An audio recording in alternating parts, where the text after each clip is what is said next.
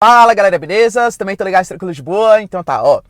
Pra quem não conhece, meu nome é Ricardo Marcílio. E hoje eu vim falar aqui pra vocês porque, apesar de todas as tentativas do governo federal, MP da Liberdade Econômica, a reforma da Previdência, que foi aprovada anteontem na Câmara em segundo turno, vai pro Senado, a gente tem a reforma tributária, programa de privatizações, a abertura do mercado de gás, várias medidas a favor do mercado, por que será que o dólar não cai? Vamos lá, ó. Eu preciso dar uma base aqui conceitual para vocês. Quando a gente fala, galera, do preço do real em relação ao dólar, a gente está mais ou menos aí a 3,97. Pelo menos esse era o valor ontem, né, que a gente tinha ontem pela noite. Esse valor é bom? É bom por um lado e ruim pelo outro. Por quê? A gente tem que parar com essas simplificações econômicas de pensar que o real está completamente desvalorizado é de todo ruim. Geralmente, moeda desvalorizada é até uma medida de proteção econômica, visto, por exemplo, o que a China fez de desvalorizar o yuan.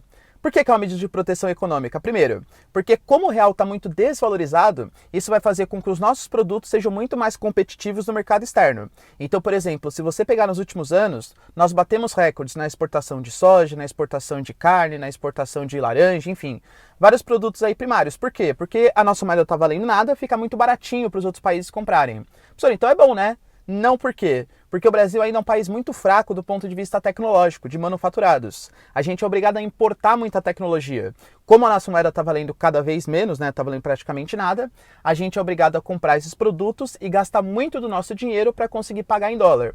Ou seja, por que seria uma medida protecionista? Porque se a gente tivesse esses mesmos produtos no mercado interno, isso até facilitaria, por exemplo, um certo protecionismo. O mercado interno brasileiro ia preferir comprar daqui do Brasil, porque ficaria muito mais barato, do que comprar a preço de dólar no mercado externo. Só que a gente não tem esses produtos no mercado interno brasileiro. Então a gente é obrigado a pagar o preço que eles querem, ou seja, o preço do dólar, um preço mais alto, tá bom? Então, ao mesmo tempo que a gente vende bastante, a gente gasta muito do nosso dinheiro para comprar esses equipamentos de alta tecnologia, patentes, royalties, enfim, porque o Brasil não produz tecnologia, beleza?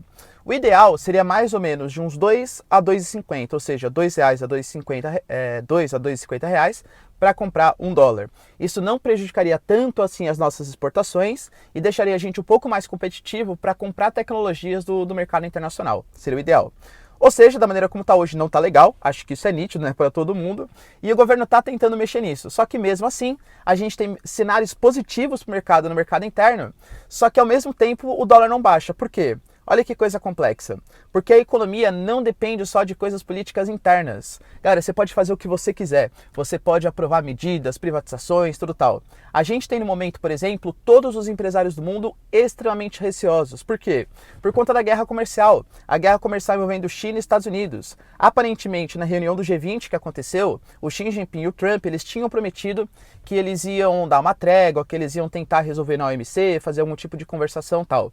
O Trump foi lá, ele aprovou mais medidas protecionistas contra a China e, em contrapartida, a China foi lá e desvalorizou o yuan como uma espécie de medida protecionista. Ou seja, a guerra comercial não parece nem perto do fim. E aí, qual que é a consequência disso para o mundo? Inicialmente, você pode até pensar, é bom para o Brasil. Por quê? Porque a gente vai vender mais soja, vai vender mais, enfim, vai ter mais mercado na China e nos Estados Unidos. Mas a longo prazo, sabe o que significa? A longo assim, a médio prazo também, sabe o que significa? Imagina, vamos pensar você. Imagina que você é um cara, por exemplo, que tem dinheiro e está a fim de investir na Bolsa de Valores. Você investiria nesse momento? A gente sabe que todas as empresas, praticamente todas, direto ou indiretamente, têm relação com os Estados Unidos e com a China. A gente está vendo as bolsas ao redor do mundo despencarem. Você investiria nesse momento? Não, né? Pois é, todos os investidores do mundo estão pensando praticamente igual a você. Putz, será que agora é hora de investir? Melhor não, vai, deixa eu tirar meu dinheiro das ações e aí, consequentemente, o dia que voltar a ter estabilidade, eu coloco de novo.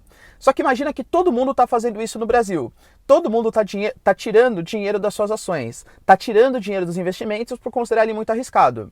Vamos pensar na lei da oferta e da procura? Geralmente os investimentos, principalmente os estrangeiros, eles são feitos na base do dólar. Se tem menos dólares entrando no mercado interno, consequentemente, pela lei da oferta e da procura, o dólar fica mais caro, ou seja, a nossa moeda se desvaloriza. Lembrando uma medida importante também, que semana passada o Banco Central Brasileiro ele resolveu reduzir a taxa de juros. Quando a gente reduz a taxa de juros, isso incentiva investimentos do mercado interno, né, incentiva o consumo, a concessão de créditos, mas em compensação dificulta os investimentos estrangeiros. Porque geralmente rendimento fixo, né, investimento de rendimento fixo, ele tem variação de acordo com a taxa de juros. Foi uma aposta que o Brasil fez, eu pelo menos considero certo, só que a gente está dando muito azar no cenário internacional, tá?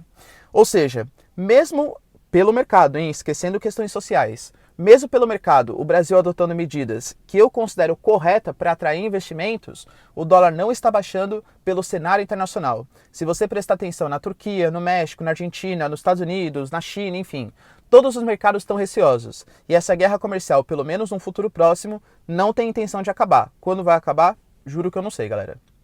Belezinha? Deu para entender então, galera? Porque mesmo com essas medidas tão importantes que o Brasil está fazendo, economicamente falando, o dólar não está baixando? Então se vocês curtiram, ó, já deixa o seu like e se inscreve no canal que eu conto muito com a ajuda de vocês, belezinha? Beijos, abraços e tchau!